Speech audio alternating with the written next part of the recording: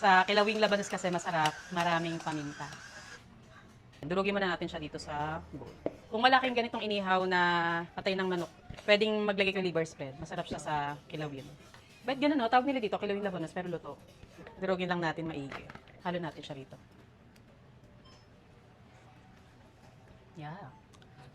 Ito na yung labanos na binabad kanina sa rock salt. Then after ilang minutes, hinugasang maigi sa tubig para matanggal yung alat. Ayan.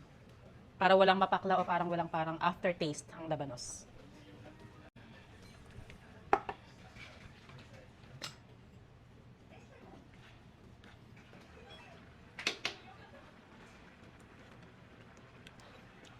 Mm.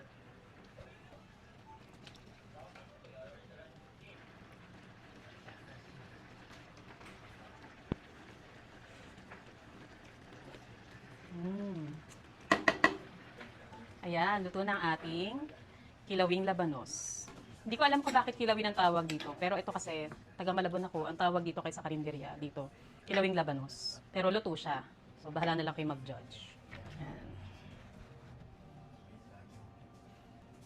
Ooh.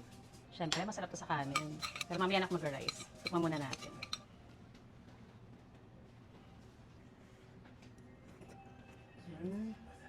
Masarap ng lasa niya kasi ano mapaminta.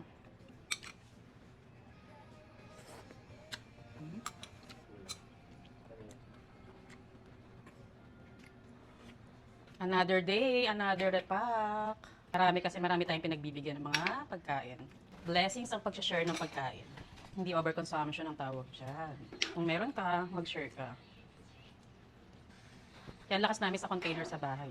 Mas okay to kaysa sa mga microwavable na mga lagayan. Kasi yung kapag na-ref or freezer, lumuluto, alin nababasag siya. Ito kasi kahit i-freezer, tapos pwede mo i-direct, kahit nag-yelo to, tulad nito lalagay ko sa freezer kapag malamig na para may stock kami ng ilang